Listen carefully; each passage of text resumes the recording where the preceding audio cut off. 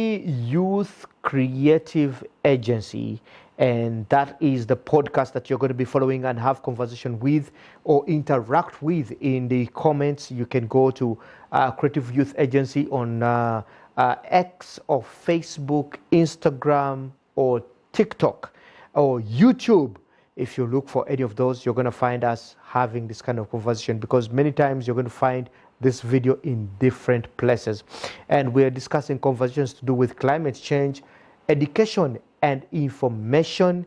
We can talk about health. We can talk about entrepreneurship and business. Now today, the conversation still continues with climate change.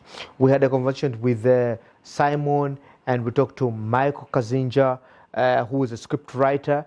And today, we just want to look at climate change in the perspective of youth. So my name is Darren Bartlett, and I'm going to be the host of this podcast.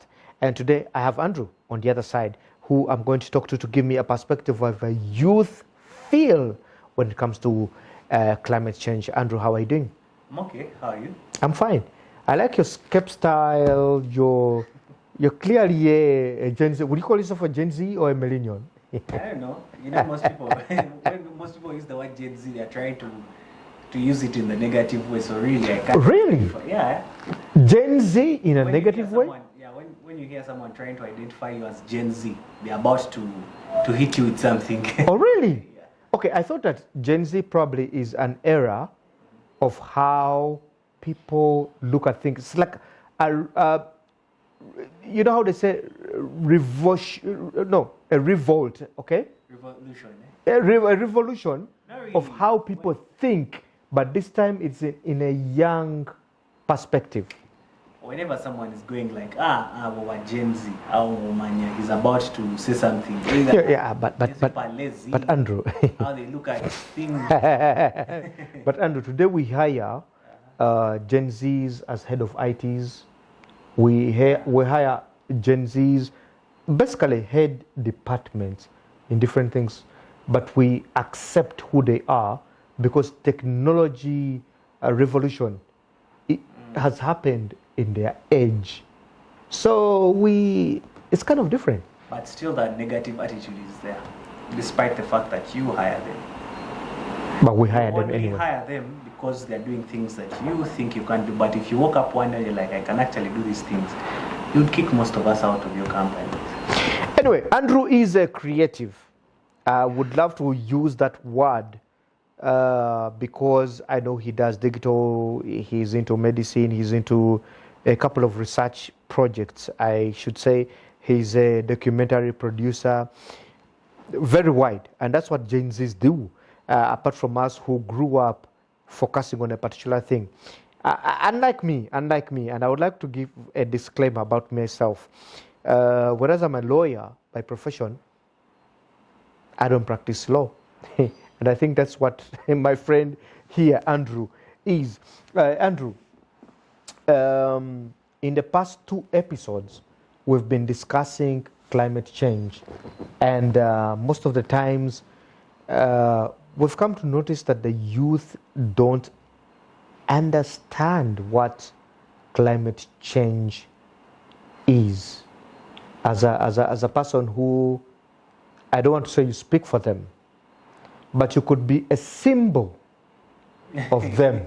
Truthfully, when you talk about climate change, do you know what runs in my mind? Oh, what runs into your mind? Global warming. Global warming. Yeah, but and its results. Let's say like drought, people are hungry in Karamoja. Honestly, my idea of climate change is superficial. There isn't. Yeah, it is superficial. Okay.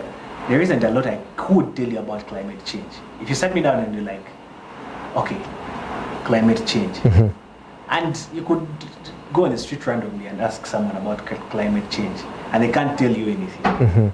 You get? They can't. Some people don't even know that the seasons have changed now. Yeah, they don't. So why can't they tell that the seasons have changed right now? Because these are things they don't focus on. These are things they're like, okay, when it's hot, I'll just wear my t-shirt and shorts and go out and sandals. I mean, it's not really my business that it's very And hot. that's it? Yeah, some of them even are saying, man, it's hot because I'm hot. So really, what are you talking about, man? So they would put on their vests. Yeah, they have vests. And, you Yeah. know, it's not a big deal for them. It's not. They are just wearing based on the weather.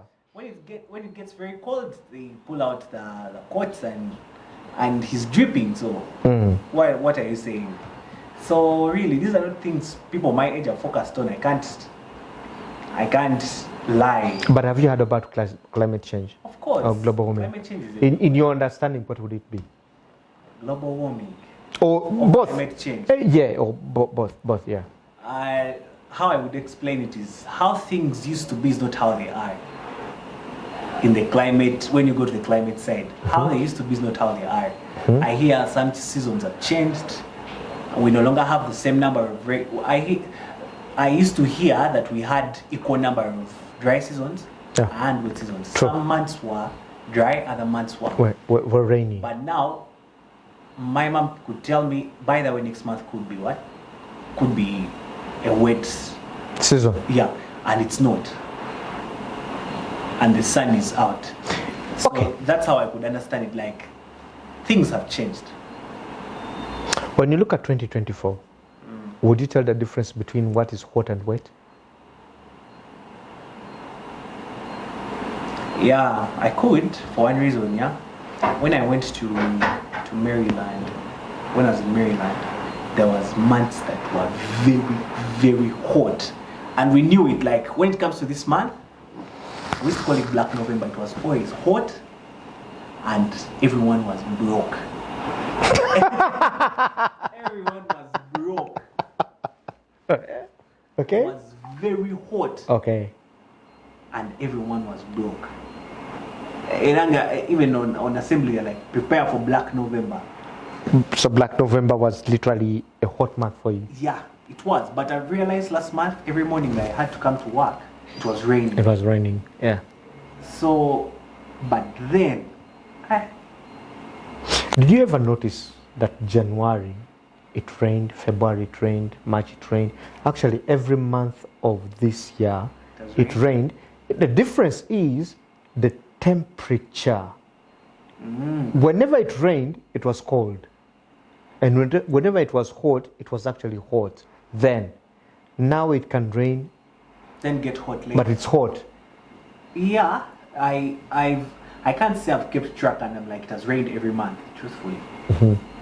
But what you're saying is right. Sometimes it's very cold in the morning and it rains. Then in a few hours, the sun is out and you want the AC on, like to the lowest it can be. So I think, yeah. So in your science, I don't know what you called it in your university. My first time in university, it was 2003. No, not university, high school. High school. I was like, What? Did I just make myself old? Yeah, but I tell people I'm 54 years. 54? I look young, right? You can't be 54. Adult education. Yeah. 54 doesn't make sense. Adult education. But it's okay. Golly. So ideally, I've lived longer than you, which Yeah. is fine. Yeah, And I have seen times change. There's a time I remember. I am born in March. March. I am born in March, Nice. and I am born on 31st March. I may not mention the year. Hey, I'm 54. So what happens is that like 45. that's a good one. I can't say the year I'm born in, but let's take it that way, because on social media that's what I say. And there are times when it used to rain, especially in March. I never celebrated my birthday because it used to rain 3 days consecutively, most of the times. And that's the time that we used to hear floods or mudslides, to people. Now, these mudslides have been happening in different seasons and things like that. Doesn't it make you wonder that in a year we are actually supposed to have 2 rainy seasons and two dry seasons. Yeah, that's what That's what Uganda is. Unfortunately, for other countries, they have all the seasons that the Europeans have. They have spring. For example, in Namibia, in South Africa, summer. They have summer, winter. They have the rainy season. They have 4 seasons that are very different from each other. Mm-hmm. Doesn't it surprise you that Uganda is different from that, and that has changed as well? To be honest, yeah, I didn't know that people around Africa have winter and summer. Do you know there is snow in Africa, apart from mountainous areas like Rwenzori? Snow in Africa? Yeah. In South Africa, right? Yeah. South Africa has snow. I've known there is snow in South Africa. Lesotho, South Africa has snow. Yeah, that's South Africa. Like, Yeah, South of Africa. Lesotho is in South Africa. Yeah, it's south of Africa. Yeah. Yeah, I don't know. Maybe because they are. I can't explain it. Same thing with mudslides. Yes, I've had mudslides for some time. Yeah. But if you ask me what actually causes the mudslides, I can't tell you. Oh, really? No, I can't. I'm green about. I hear them on the news that in this area there was what? A Something mudslide. happened. Yeah, there was a mudslide, but I can't explain why the mudslide happened. Yeah, I cannot explain why the mudslide. It's like swamp reclamation. Yeah, floods. The only way I know about swamp reclamation is I did technical drawing. I know what happens when people want to construct in wetlands. What causes that? So what happens is most of the water, when it rains, it's filtered in the swamps. That's how it is naturally. However, when they construct in the swamps, the water is blocked. And half the time people take the assumption that by having the bigoma, the drums is enough to carry the water throughout the city, but it's not. These bigoma are because you can't compare a network of bigoma to a swamp. Yeah. You understand? So when they reclaim the swamps, fill them with soil, that water has nowhere to go. That's why you find areas like Bugolobi, there is a lot of water. Banda is a perfect example. When it rains, Always water. Always water. Remember, there is water that comes from the hill, from I don't know what the hills. It all gathers down there. Banda has that hill. As you go to Chireka, there's that hill that comes from that side. Then there is this one also this side. So all the water, but how I know about that all the water converges in that Banda place? A border man is not at all. Okay. So one thing I've realized is, man, there isn't a lot of information out there. So do you think climate change is real? I think it's real because I see what's happening. Even when I don't believe that it is real, Oh, really? it is actually real. I mean, you see what's happening. But if information was pushed onto people the same way they push other things,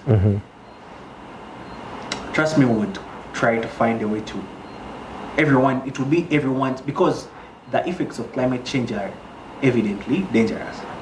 Now, one thing about people from my generation is they need to feel secure. If they know they are dying tomorrow, that would send them in panic.